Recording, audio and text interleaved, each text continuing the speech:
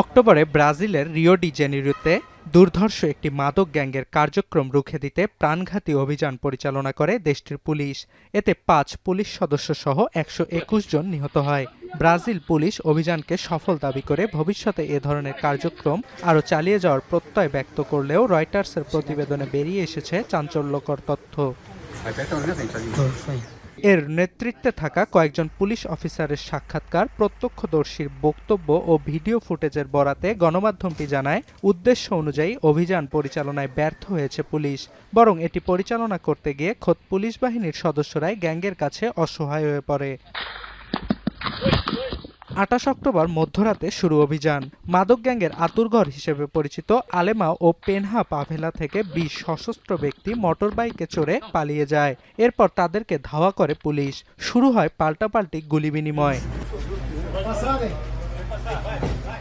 এর কয়েক ঘন্টা পর আলেমাও ও এর পার্শ্ববর্তী পেনহা পাবেলা কেঁপে ওঠে বিকট আতশবাজির শব্দে। মূলত গ্যাংয়ের সদস্যদের সতর্ক করতে এগুলো ফোটায় সন্ত্রাসীরা।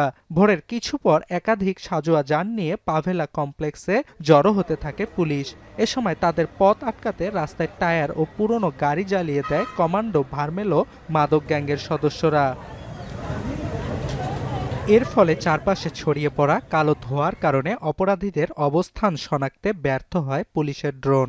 অভিযানে মাদক দলের নেতা এডগার আলভেজ ডি আন্দ্রেটকে গ্রেপ্তারের পরিকল্পনা থাকলেও সেখানে পৌঁছার সঙ্গে সঙ্গেই পুলিশকে লক্ষ্য করে পাহাড় থেকে গুলি শুরু করে সন্ত্রাসীরা।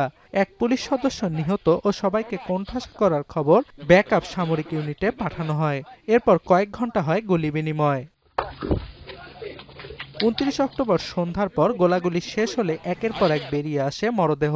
ক্ষতবিক্ষত মৃতদেহগুলোর বেশিরভাগই স্থানীয়দের বলে জানা যায়। শোকের মাতম দেখা যায় পুরো পাভেলা জুড়ে। নিখোঁজদের খোঁজে ভিড় করতে থাকে সদস্যরা। তবে এসব তথ্যের কিছুই পুলিশের পক্ষ থেকে বলা হয়নি। উল্টো পুরো অভিযান সফল দাবি করা হয়।